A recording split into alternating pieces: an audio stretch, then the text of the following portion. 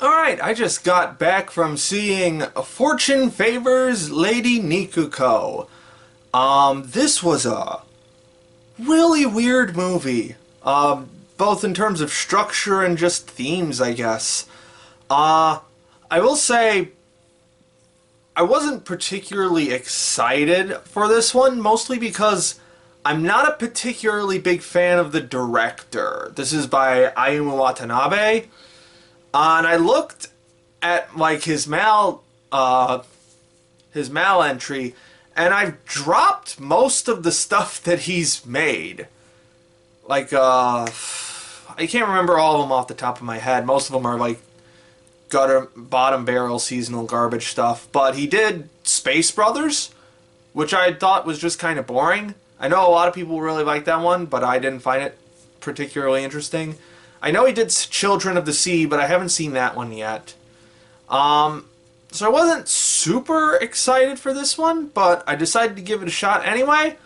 And I'd say I came out liking this one pretty decently. The first act, I, I'm just going to be honest, there's not really an act structure to this film at all. It just kind of goes. But so the beginning of the film, I guess, was kind of rough. The tone, there was a bit of tonal clashes here and there.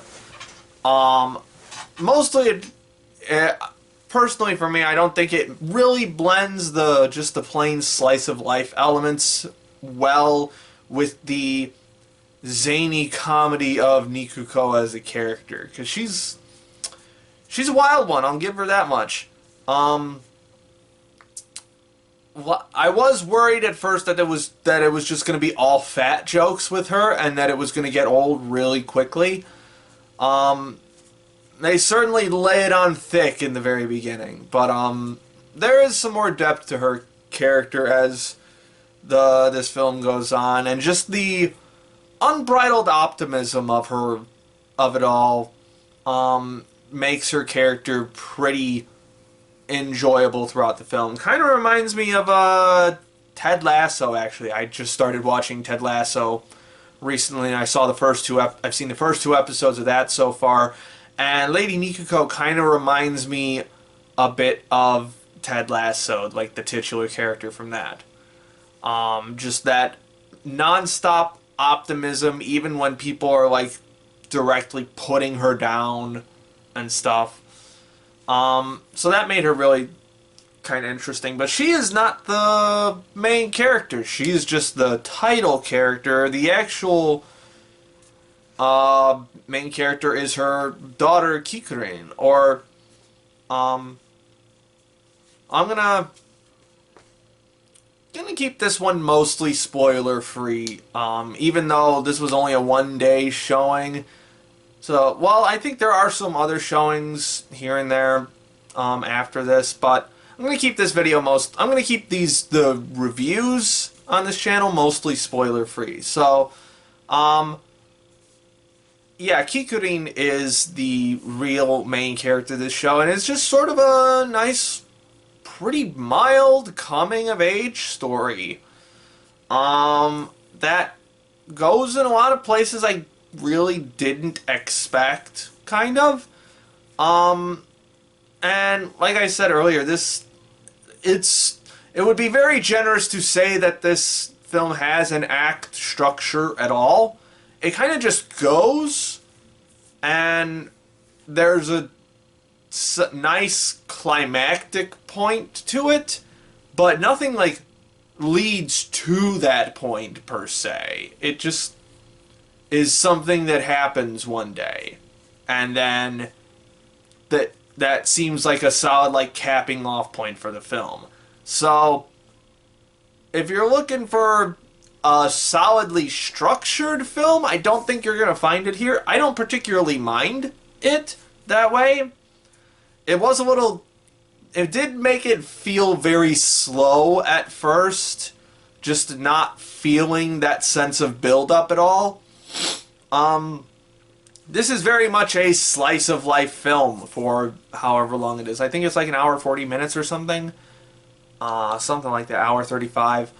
So not terribly long, but um, it does feel a little bit dragged out, or it does feel like it's very plotting in the beginning. Um, but the most of the characters are either just super endearing or surprisingly fleshed out. So I got pretty invested in a lot of the characters as this film went on. The drama between Kikurin and some of the other girls in her class. This possibly budding romance she has with this one boy who is some kind of neurodivergent, it turns out.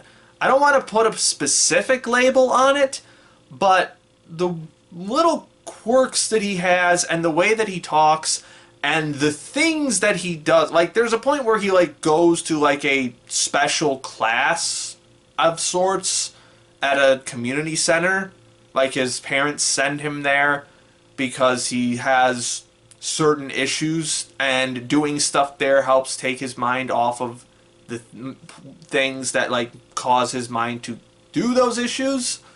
So he is definitely some kind of neurodivergent, but I can't exactly say what kind. And so that was a pretty interesting turn there. That is sort of a trend I've noticed recently with anim.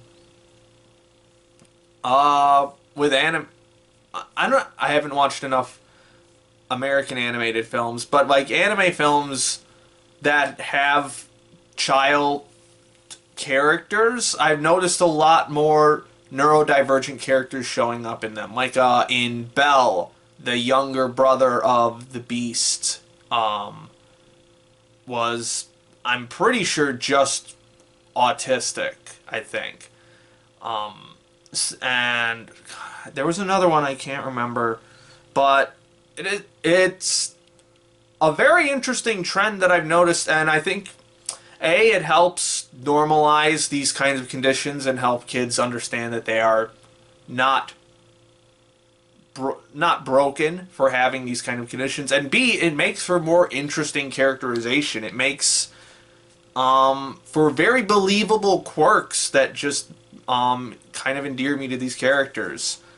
But that is the other thing about this is I also had no clue what to expect going into this movie, especially in terms of genre.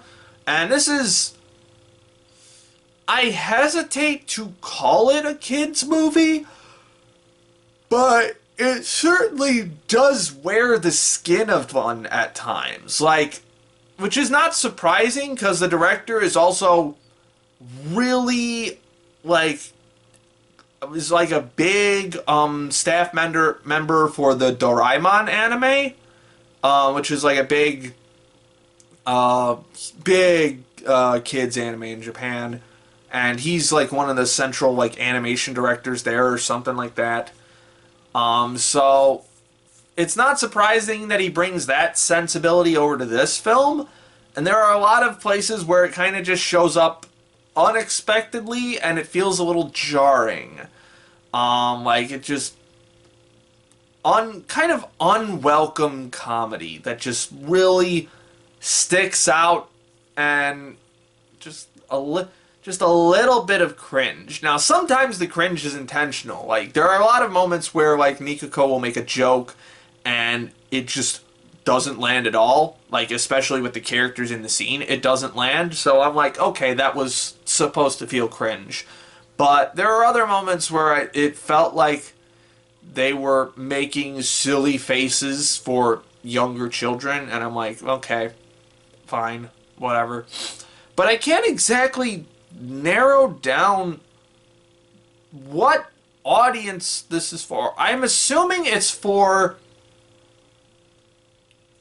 an age range of like preteen to early teens, like, and maybe skew a little younger. Well, I think realistically this is an all ages movie, but in terms of like what the target audience is, I think that audience might be a big portion of it, because the main, like, they actually talk about like the girls in her class getting their periods at one point, and like she kind of philosophizes about that, and like how she kind of doesn't, she wants to just avoid that. So that was certainly an interesting concept. I think it was really interesting, but it also, I'm just confused as to what audience this film is for, because it's got the kooky faces over here. It's got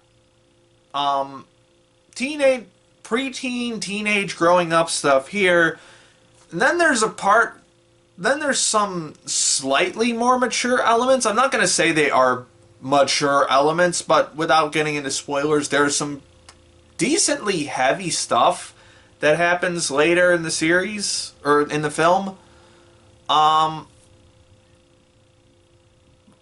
that does bring but I think that is all earned for the most part, especially the mature stuff.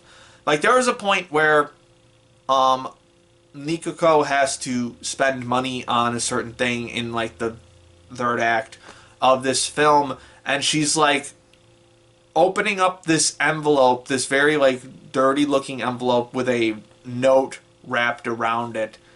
And it's when it's revealed who she got the money from and how long she's been holding on to that money. Like I kind of knew what it was right away, but then they go on to explain it a little bit later. And I actually started tearing up because it was a very it was preceded by a very extended flashback sequence of Nikuko with someone from earlier in her life, and the journey that flashback took us on was just really solid. And like it's very obvious as soon as the flashback ends that the money is from that person, and she's not even hesitating to spend it on something that she needs to spend.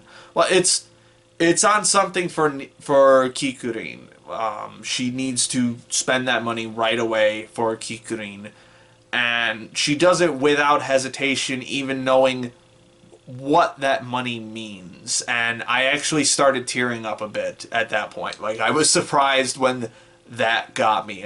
Because it just really solidified how nice and wholesome a character Nikuko is, and also what kind of baggage she has in her life.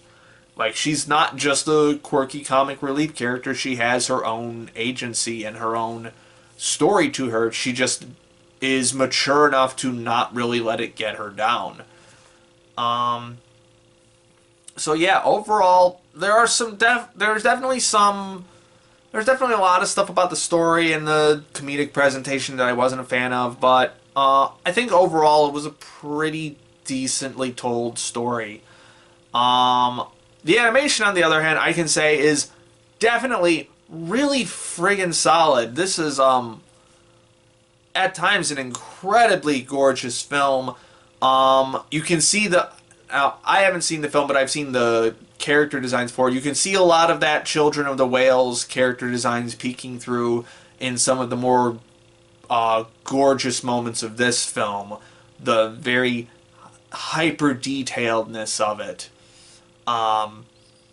And there wasn't a whole lot cinematically going on that was particularly interesting, but it was very competently shot, very competently animated.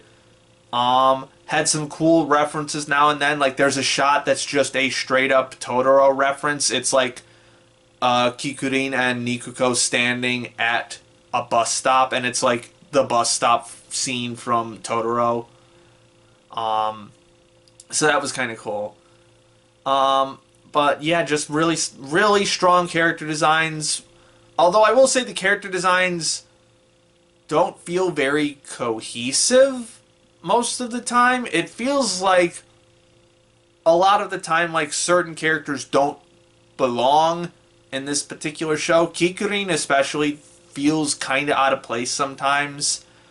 Ironically, even more so than Nikuko, who is just this giant woman with a really funny face. But Kikurin just kind of looks a little out of place at times, but her character design is still really solid. Love the background artwork and the general lighting for this. Some really cool animation cuts now and then. Nothing too spectacular or mind-blowing, but it's just a really competently animated film, and it looks like a anime film. It doesn't look like what we see a lot of times with where it looks like a TV anime but just longer. This actually looks like a film, so I will definitely give it credit for that, which I shouldn't have to say, but here we are.